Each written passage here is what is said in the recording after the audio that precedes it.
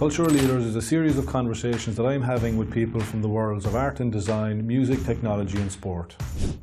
I feel with you, you're not that obvious a Cork person. Yeah, no, I definitely had to tone down the accent in Germany. Jeez, they couldn't understand the word I was saying when I was trying to present over there. It's really important that we do share these stories and that we pass them on generation to generation.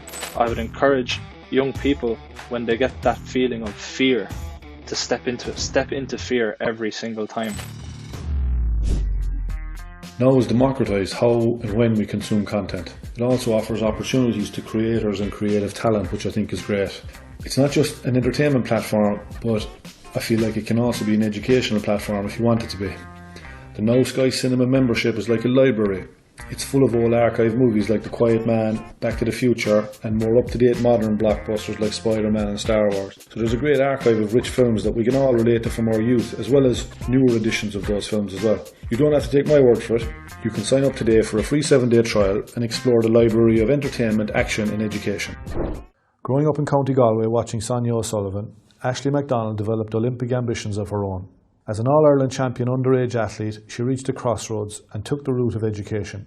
This led her to work at the cutting edge of luxury fashion and technology for companies like LVMH, Google and now PUIG. She tells us about the education programs she placed in third-level colleges like NCAD to help more students understand technology and her journey through school and sport. Ashley McDonnell, thank you for joining me on Cultural Leaders. This is a show that we're aiming to put out to second and third level students and the teacher body in the country as well, in a way to try and inspire maybe new thinking and create new reference points for the student body in the country as regards how they think about their careers and how they navigate the new world of maybe, you know, school, education and work. Your story is particularly interesting and your career is particularly interesting. So I think you have a lot of value to add and a lot of insights that you can, you know, put out there to these young second, third level students. And like I say, also teachers as well. I'll start with your new home, seeing as work from home and the home place is kind of top of mind for everybody at the moment. What has it been like? I know you started a new job recently with PUIG, which is a luxury brands conglomerate, company based. Well, I know they have an office in Switzerland. I think they're Barcelona based, but you've recently moved to Geneva. What's it been like navigating a new move to a new home, to a new job in a new country? First of all, thanks for having me, Paul. And yeah, on the move, country-wise, company-wise, everything, I won't lie, it's been a challenge. COVID obviously made it more difficult in terms of logistics and in terms of planning, but for myself as well, I'd never lived in Switzerland before. So even though I do speak French, it's different. It's different to being in France. It's not in the EU. Most people don't realize Switzerland, it's actually not at all in the European Union. It's in Schengen, but not in the EU, which means every little thing that I took for granted before when I lived between Ireland and France, now I have a whole new way of dealing with it, from registering myself here as a new citizen, from finding an apartment, all this kind of stuff. So logistically, living-wise, it's been a challenge, but to be honest, I've been making the most of it because I feel so lucky to have made a move in terms of geography, but also my job during this really tough time. And then in terms of starting a new job and joining a new company, that has actually gone really, really well. PUIG have been incredible. They've been so welcoming. They've made it really easy to transition into a new group, even though it was done remotely. So they actually sent me my laptop in December when I was still in Ireland to make sure I had it. They organized tons of onboarding calls. Like, it was absolutely incredible. So even though I haven't really met many of my colleagues, I've been working with them obviously on a daily basis virtually. So yeah, it's been an interesting experience. I never thought I'd move country and company during the pandemic, that's for sure. Yeah, it's a lot of change. It's a lot of change for a young person in a time of kind of great change and upheaval. So I think, you know, that's something I was wondering about as regards how you navigate the language, number one, which is a challenge, even though you are multilingual. Listen, finding a new house is difficult at home, never mind overseas. The EU thing, I actually experienced myself of late, and I only realised myself of late that Turkey is not in the EU either.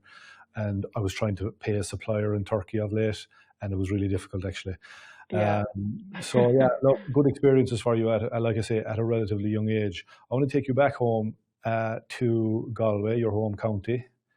and what it was like growing up. I know that you have a background in athletics, and I wanted to speak to you a little bit about that first and foremost.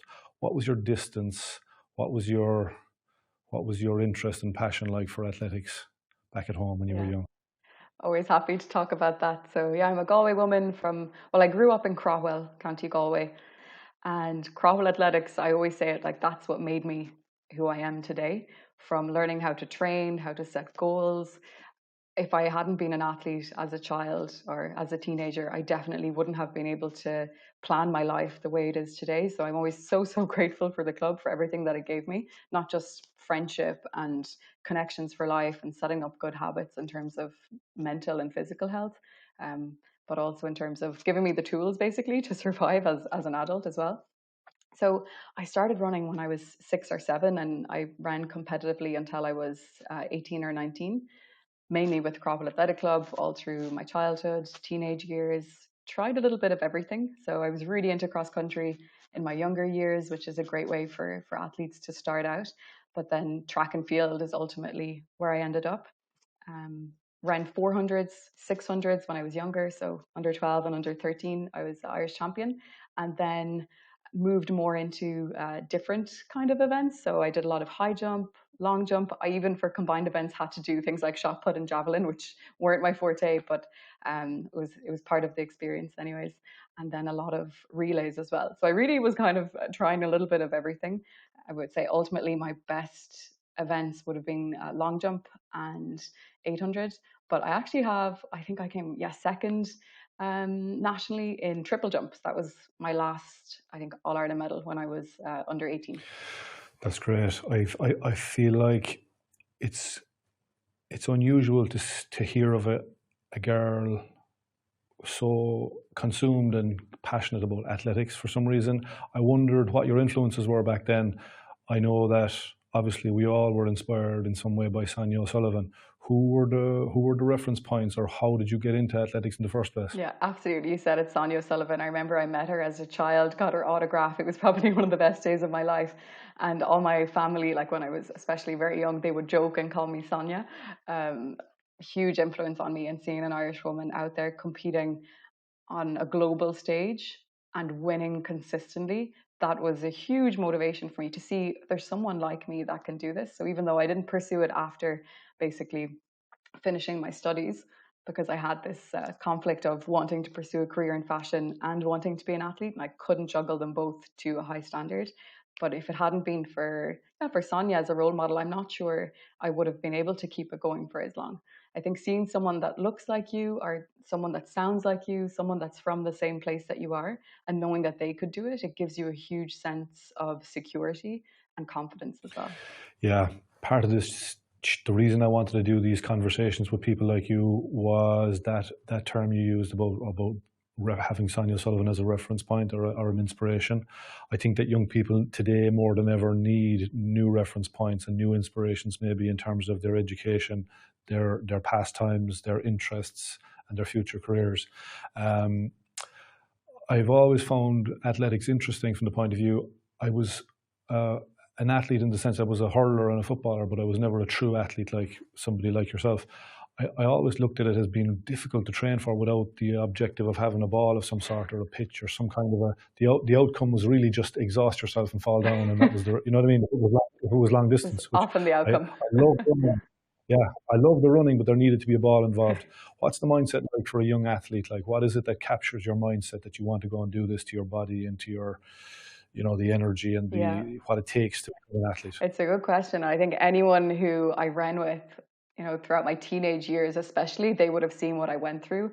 Absolutely grueling, really tough on your body. I was often really ill after races, especially in the 400s, 800s, middle distance. Very, very tough. But I lived for it at the time. It was really something that I was so focused on. I had an incredible coach, Michael Tobin. He's still there, still running the show at Craughwell Athletic Club, and he basically was fantastic at helping me set mini goals. So we would have the end goal, which could be a time that I would want to run, or because I was doing a lot of long jump and high jump and even triple jump at the time, uh, distances or lengths that I wanted to jump as well. And we would break it down week by week and set training schedules to make that happen. And for me, having all of those mini goals and those mini steps, that's something that makes an athlete. It's not just, I want to go to the Olympics on this day and do this event, but it's all the little steps that you take up to that. And that's what I use now in everything that I do in life, whether it's what I'm doing with work, what I'm doing with art.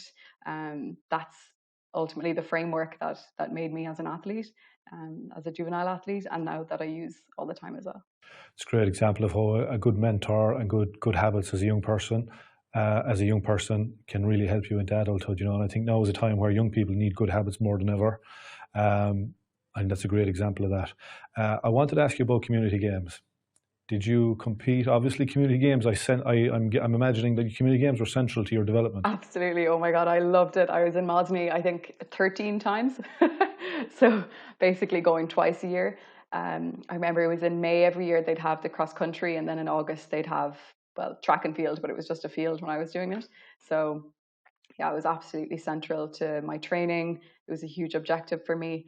And I think the fact that unlike Athletics Ireland, where you need to be the top 3 in your county to go to your regional meets, in community games, you had to be number 1 in your county. So it was tough. You had to be consistently actually winning whatever event it was that you were doing if you wanted to make it to the next level. But then you were straight to an All-Ireland level. Yeah. So how competitive was it locally? We'll say, did you know girls in different schools, the same school in the county, in the parish, that were kind of competing at your level, that you saw as kind of being adversaries or peers or competitors against you? Absolutely. There were girls, even in my own club, in Crowd Athletic Club, that I would have been really on par with, and maybe we would have gone to Connacht level and been first and second. So having to already at county level or even at Crowell level compete against each other, it was highly competitive, but at the end of the day you're all part of the same club, so you want to see each other succeed. And funnily enough, you want to go to the community games events with your friends as well, so you're hoping that they're going to get through, maybe not in the exact same event as you, because you can't have 2 people competing in the same event from the same county, but in general that they would be there. So it was a very interesting, because there's a huge sense of community. It's called community games, but also you want to make it to that big day, that All-Ireland event. Yeah, I remember it was a big part of Irish culture and Irish life at the time. Even when I was young, it was really part of any person with an interest in sport. Community games kind of appeared on the scene at some stage. I'm wondering back then, Ashley, if the apparel, what you wore to run, what impact it might have had on your performance, how you thought about it, and do you still remember some of the apparel? Because nowadays athleisure and athletics brands in fashion are huge. Even beyond fashion, they've gone really kind of become really aspirational, kind of wearable brands. Do you think back? How did you think about what you wore to run back then? That's a really good question, and I love that, because it's the crossover really between fashion and being an athlete, which for me was always kind of central to my youth. I had such a ritual for what I would wear when I would run. Not so much for training. For training, it was a little bit more casual, I guess. But when I would have my races or events, I had very specific things that I would like to wear. And we didn't have as much, I think, on offer at that time as well. It was really hard to get a pair of leggings, for example. Like 10 years ago, leggings were not like a universal item that everyone on the street would be wearing. So yeah, I was so specific. I remember before every single race day, I would already have everything laid out. I'd know what I was wearing. You'd have to layer up as well. We don't have the warm weather in Ireland to be able to just turn up in your shorts. So no, it was really interesting actually to look at how that has evolved as well for athletes today. But yeah, it was a ritual for me, that's for sure. It was directly linked to feeling confident and feeling like I was ready to run. Yeah, I feel like it does. I feel like it can be linked to performance for sure. I remember Sonia O'Sullivan wearing Asics, if I'm not mistaken. I think she wore Asics trainers. I'm just wondering what the brands were in that athletics culture back at the time. There weren't as many as there are now, and probably even the big sportswear brands. Well, of course, we're probably only going back 10 or 15 years. Yeah. Here. So I'm showing my age again here now. I'm going back further to my time where even the Nike and the Adidas and the Puma brands were probably not as present in our mindsets as what they are now. GAA, Ashley, Crockwell is GAA country. It's obviously athletics country as well. Did the GAA play a part in your upbringing as well. Obviously, your athletics training and your athletics mentoring played a big part in developing you personally and developing your personality and your mindset. How did you view GA, or what kind of an influence did that have on you? Yeah, as you said, it's GA territory, GA country there, especially for everything hurling and camogie. So I did play camogie. I had a kit og, so I think I was quite terrible. And all of the coaches I ever had tried to correct that, but for the life of them, no one could. So my main focus was to run, which was my big asset, I guess. So I would always play midfield, be running up and down the field and just passing the ball basically to anybody that would take it.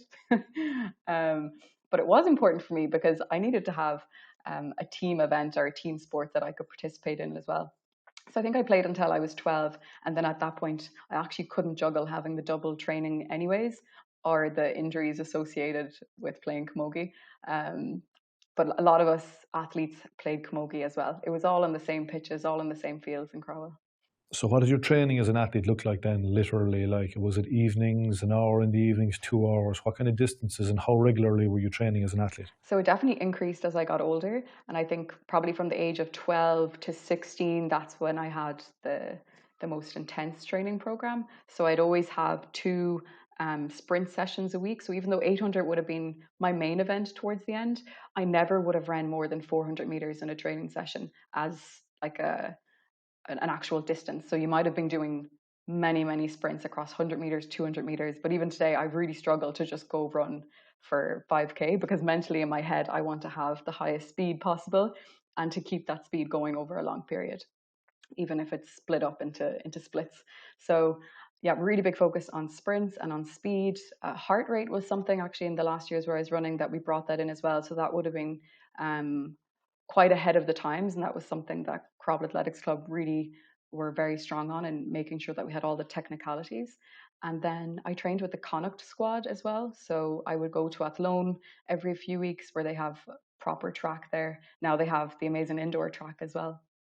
So that was mainly towards jumping, to be able to get access to top coaches for high jump, for long jump, and for triple jump.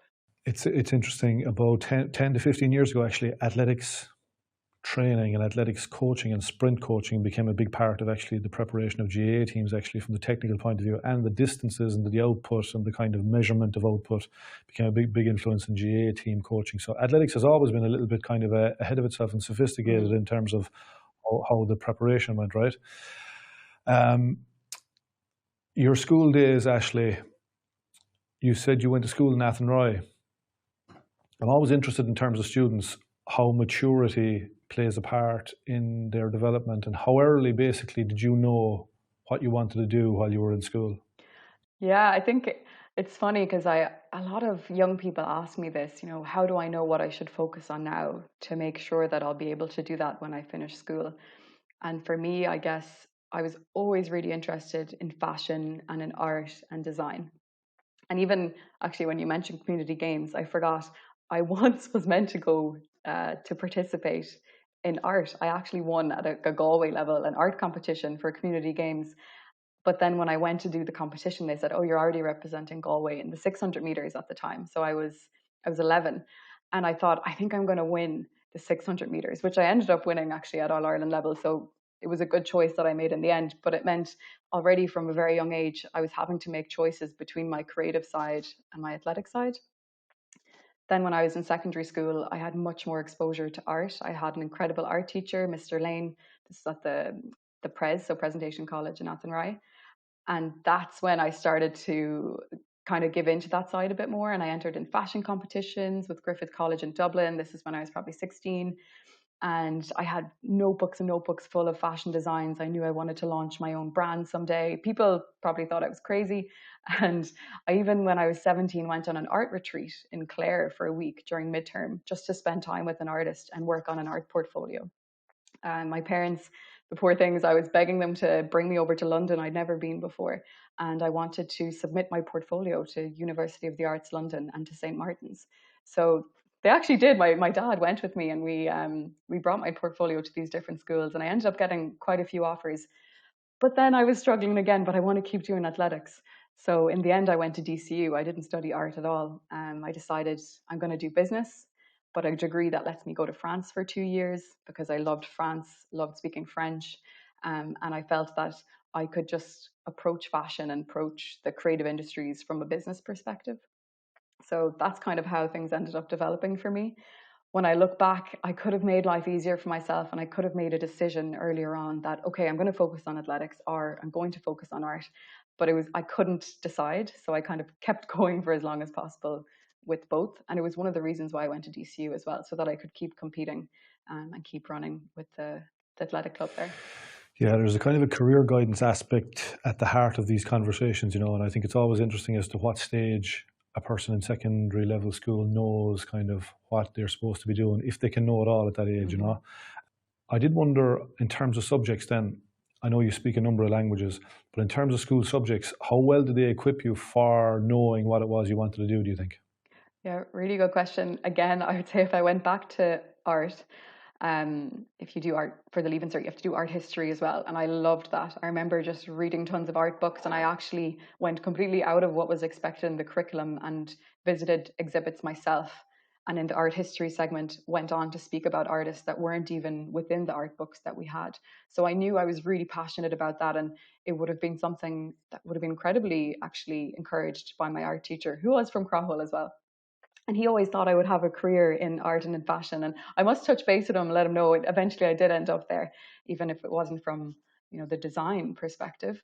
But I would say follow your passions. If you have something you're interested in, even if it's not the cool thing to do, or even if all your friends aren't doing it, that's totally fine.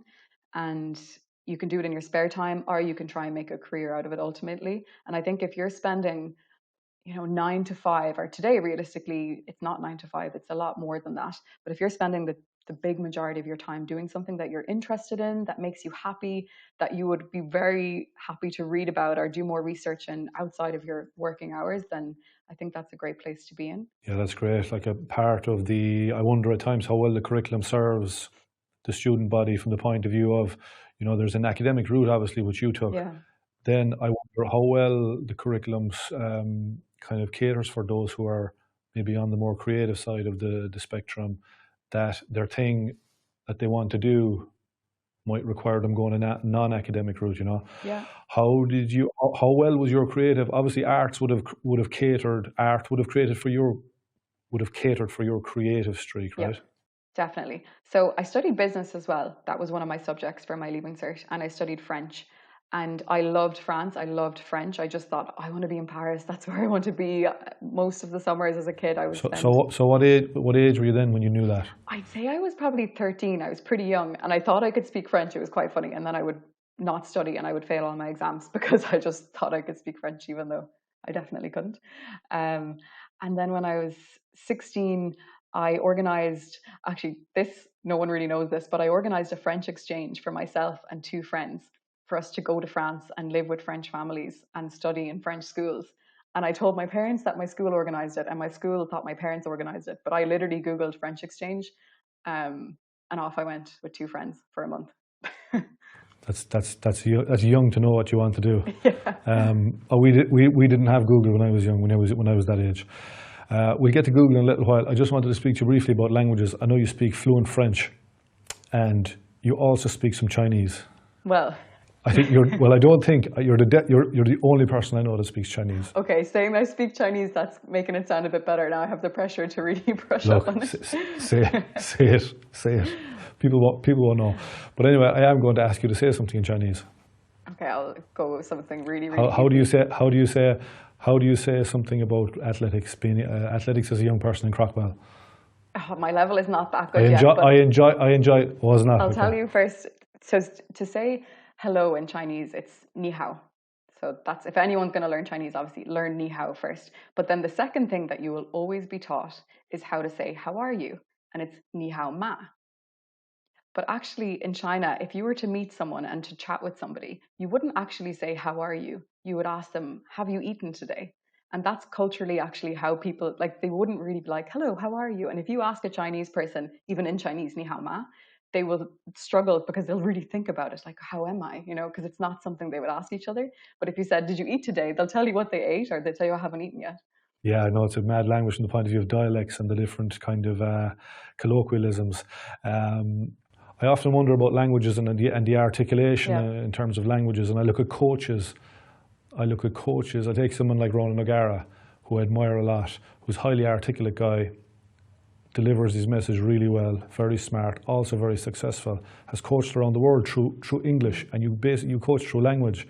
He's now coaching through French. So I sometimes wonder from afar how he's obviously doing it very well too, because they're top of the Pro 14 or the top 14 or whatever. But how well can you do your job, do you think, or how much better would you be at your job through English than you might be through French, or does it make a difference? It's a very good question, and at the moment I'm working probably 50-50 in French. So if I have a call with all French speakers, or everyone speaks French, I'm going to do that meeting or that call in French. It's only when there's someone else in a meeting that doesn't speak French that it'll switch to English. And actually for me, it's been like that for about 7 years now. All of the jobs that I've had over the last 7 years, I will never let the meeting default to English because I'm there. So that pushed me to get better. And now I can completely do my job in either French or English, no issues whatsoever. But it took a long time to get there. I'm not going to lie. Yeah, it's very impressive. It's the same with Rowan, and I think it's very impressive to be able to go and do that and coach at that level, top level of sport in a different language. I think it's hugely impressive. I wonder how myself, say, taking a team and imagine, I'm putting myself in that position and say, how well could I coach through the Irish language? You know, I think it would present its difficulties in terms of how well you can deliver your message and how you can articulate the things that you want done. You mentioned there Google. And you navigated college, you did DCU. What did you study in DCU again? I studied global business and French. So I had 2 years in DCU, 2 years in France, and I was actually a double degree, and it was the making of me. It was a brilliant program. So you navigated third level at DCU, studying business and French, and that brought you eventually, your dream came alive. You got to move to Paris, I think. Did you not? Yes. Yeah. So I moved. I was very funny, actually. My mum flew over with me when I was moving to Paris to actually help me bring my extra suitcases of clothes, probably more than anything else. And I remember my first day in Paris was awful. We bought our tickets for the metro, and we took the metro, wanted to go to the Eiffel Tower, and then we were taking it back. And my ticket didn't work, but my mom's ticket worked. And then I don't know what happened, but we got fined €100. And I was so upset. And I was like, I hate Paris. I don't know why I came here. Then we walked down the Champs-Élysées. It was raining. And no joke, I fell in like a hole. And then my mom had to nearly carry me over to a cafe to sit down and recover from it. And I just thought, is this going to work? Maybe I'm not meant to be here. But in the end, I loved it. I ended up staying 7 years in France, studying for 3 years, actually. I finished my bachelor there, did my master's, and then ended up working for LVMH Group and for Dior. Great. LVMH, for those who don't know, take us through what the LVMH stands for again. So LVMH is Louis Vuitton Moet Hennessy. So that's what it stands for. But actually the group, it has over 80 brands within it. Everything from Dior to Fendi. So what are some of the brands again? They have, every division of luxury, they have it. Watches and jewelry, wines and spirits, fashion and leather goods, perfumes and cosmetics. And some of the brands that you have worked with, you mentioned Dior, and who else? So I worked first at group level for 6 months. So on Avenue Montaigne, which is, I think, the most beautiful street in Paris, and it's where you have all of the incredible fashion houses. So I was there, worked across all divisions and all brands as a digital analyst. So very business focused role, but working with these incredible brands. And then I had an internal move within the group and I joined Dior. And then I moved just a few kilometers down the street, basically, to the headquarters of Dior in Paris. So your role there, what was that like? So at Dior, I was digital manager for the travel retail division. So travel retail, it's basically any time that you find brands available in airports, in duty free. So it's about a third of luxury in terms of sales globally. So it's a really big business channel, but it's also more often than not the most profitable business channel as well. So it's really key for brands to be super present and to also recruit new clients through that channel. I wonder sometimes about CVs, and job applications in the new world that we live in. And I look at these second and third level students coming through, right? And I wonder how do you apply for a job like that? What is the application process like? I mean, never mind to actually get the job, but to apply for it is a job work in itself. Oh wow, that's for sure. I think I applied over 100 times for jobs within LVMH Group before I even got an interview. Not even joking, like 100 applications over many, many years. So when I first moved to France, it was technically my third year of my bachelor. with DCU. But third and fourth year, it was with a French school. I studied through French, and we were really encouraged to do internships. And I was constantly applying for internships with LVMH Group, with L'Oreal Group, with Richemont. And the first few internships I did, they weren't fashion focused. I was just taking whatever I could get as, a non-French person, a non-native French speaker. I just needed to get in the door and get some first experiences. So it was only when I'd finished my master's that I actually finally got a call back from LVMH Group for that internship. One of the LVMH brands, luxury brands, is, I don't know if I'm pronouncing this correctly now, but it's Loewe, I think. Yeah. Loewe, which is directed and designed and kind of ran by an Irish designer called J.W. Anderson. You know him. Lots of people won't know of him here in Ireland, but he is a son of a former Irish rugby captain, Willie Anderson. And I'm wondering, knowing what you know about the brand and knowing what you know about him, do you see anything in him, his approach, and what makes him stand out? Do you see any kind of correlation between the sporting aspect and the mindset and the athlete and his design kind of DNA and his approach to what he does at Loewe? Yeah. So for anyone that doesn't know Loewe, absolutely check it out. So it's spelled Loewe, but it's a Spanish brand, and that's why the W sounds like a V. And they're based in Madrid, and they're kind of the epitome of luxury goods at its highest standard in terms of design and quality. They are really pushing the boundaries in terms of what does it mean to be a luxury brand, the way that they express themselves, the way they associate themselves with music, with craftsmanship, and everything that J.W. Anderson has been doing over the last few years, I've just found fascinating. So from bringing people behind the scenes into their studios, into their ateliers, showing them how they actually create their leather goods especially, but also the ready to wear, it's mind-blowing. And I think a lot of other fashion brands are now looking to what J.W. Anderson has done with Loewe and asking themselves, why aren't we showing people behind the scenes, and why aren't we expressing ourselves in that way and telling the story about each collection? So I think we're going to see the Loewe approach a lot more with other brands as well. Yeah, I think he's become something of a leader within the industry, right? His approach has been kind of new and breaking boundaries and that kind of thing, isn't it? Absolutely. So he won the LVMH prize, which is a massive deal. I remember when it happened, and I was like so proud that an Irish person had won this prize. It's basically the biggest prize that you can win in the design world as a fashion designer. Another brand I wanted to ask you about briefly, Ashley, was a brand called Inishmaan. They're a knitwear company based on the Aran Islands. And I've seen them stocked on Mr. Porter and Matches, and a lot of luxury retailers and department stores around the world will stock them. But I don't believe a lot of people in Ireland know anything about them, actually. First of all, the name Inishmaan, how does that translate in that world that you operate in of luxury brands and luxury retail? Yeah, very interesting brand, Inishmaan. I actually, and you said it, Mr. Porter, I remember it was probably 3 or 4 years ago now, I saw a video that Mr. Porter had created, and they actually went out to Inishmaan and created a beautiful advertorial piece of content that you can watch on YouTube that really explains the brand. And that was the first time I'd ever heard of it. And I'd been in France for many years, and I was like, how am I only hearing about this now? And as you said, I think the local awareness of the brand is not quite there.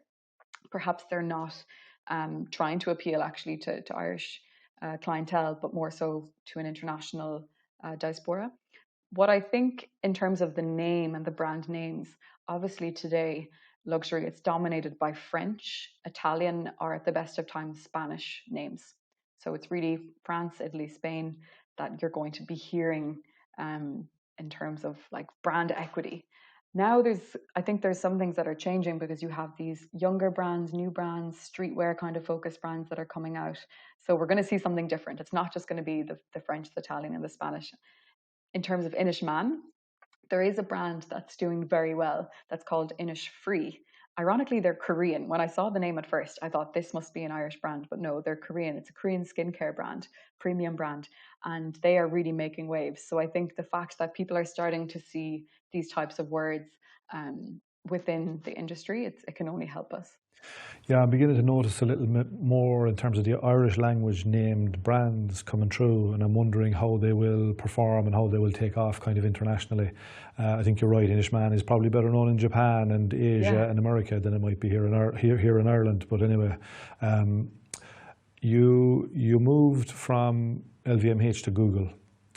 Google is obviously like this constant presence in our lives now, and I'm on Google. You know, I want to talk to you briefly about this Google search and the impact Google search is having on our lives and what it says.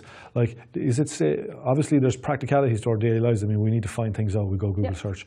But I'm wondering about this kind of quest for meaning that we have as well as people. And like, I'm wondering if Google, I'm getting very philosophical now, but like if Google search is driving this search for meaning and kind of definition in our lives.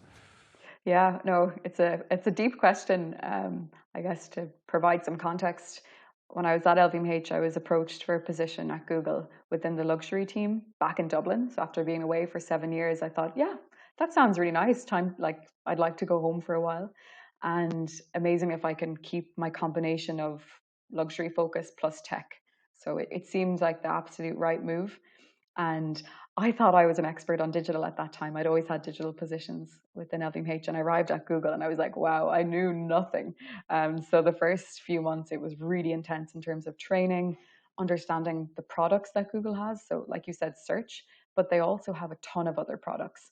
So display, for example, they have the biggest display network in the world. They also have YouTube, so DV360, programmatic.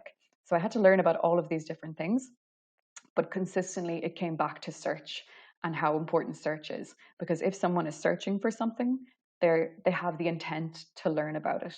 So as opposed to other types of media, whether it's online or offline, but the media is coming to you, like you're reading a magazine and you're seeing an editorial, or you're watching something on YouTube and the content, there's a pause and then there's an ad. But search is different because it's you that's looking for that information. And now, as you said it's become hyper automated and very evolved in terms of what you will see. So you, Paul Galvin, if you search for a specific word, the information that you see is going to be completely different to what I see based on my past history searching on Google, but also geographically where I'm located. So there is an argument that that's polarizing people and it's polarizing us in the world. And I think when we look at what's happening in politics as well, we do see that happening, especially with media on Facebook. But when you have an intent to find information, I think it changes the whole journey and it changes the way that you're interacting with the media because you're showing that you want to find out more about that. Yeah, you'd wonder if it's a force for...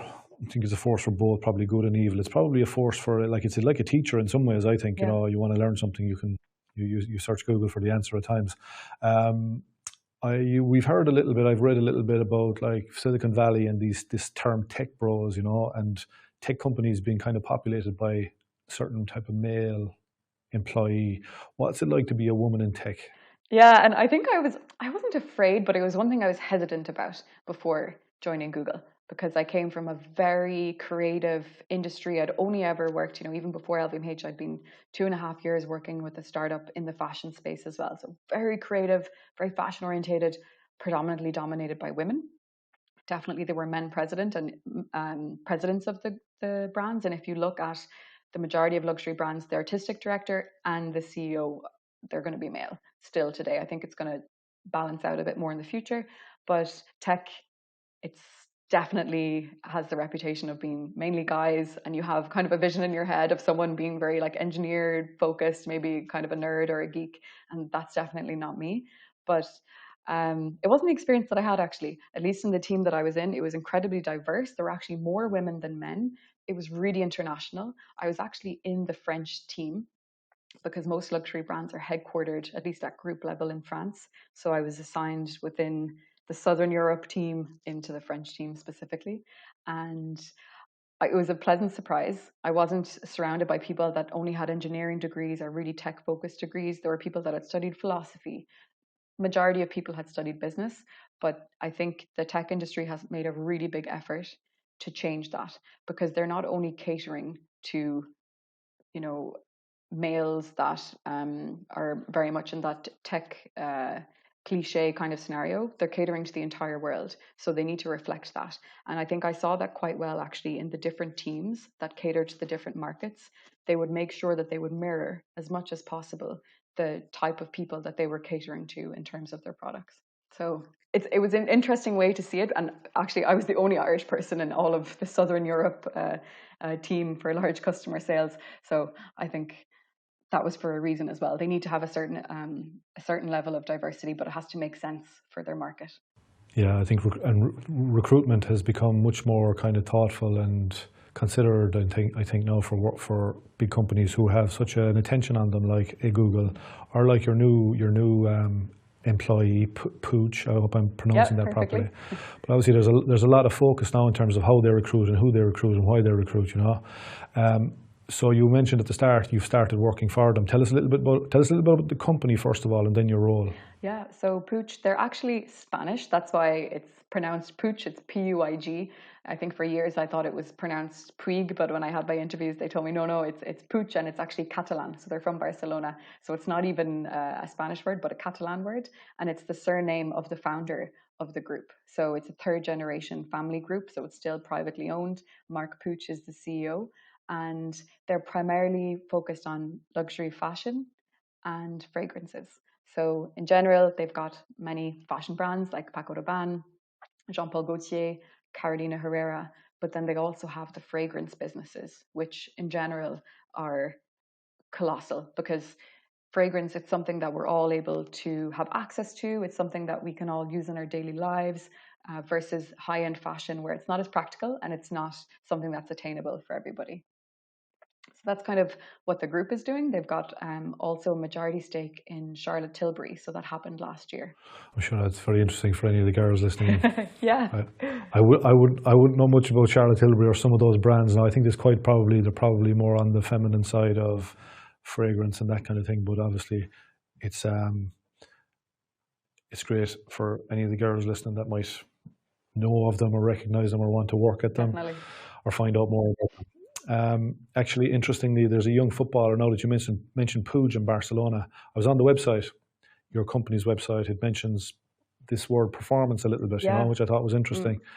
And peak performance and consistent performance, and just quite an athletic, sporty kind of language on the website, actually, which I thought might suit you and fit with your mindset as well as an athlete yourself. Exactly. And the word that I think they use the most, and I love it because people always make fun of me for saying this, and then when I had my first day, I heard it straight away, and it's passion. I think if you want to work in the luxury industry or the fashion industry, like, you need to have the passion for it because it's all consuming. And that's definitely what I've seen since I've joined. Like, everyone's really passionate about the brands that they work with and the specific role that they have, which I love. Ashley, to close it off, I wanted to just touch on the central aspect of idea of education, right? I know that you have implemented educational programs and I know that you have implemented educational programs in third level colleges, not just here in Ireland in NCAD, but also overseas in Polymoda in Italy. Tell us a little bit about the NCAD program that you implemented and why you implemented it. So education, it's really important to me. I did, as I said, a double bachelor degree. I did a double master's degree as well. So I have 4 degrees. And I'm so grateful that I was able to do that and able to pursue those. But I know that it's not an option for everyone to just spend that much time studying as well. I did it in 5 years. I didn't take 10 years, but it's still a considerable amount of time. And I realized that there was a huge gap for people like myself that were interested in maybe business or marketing, but that were interested specifically in the luxury industry or fashion. Very hard to find the crossover of the two.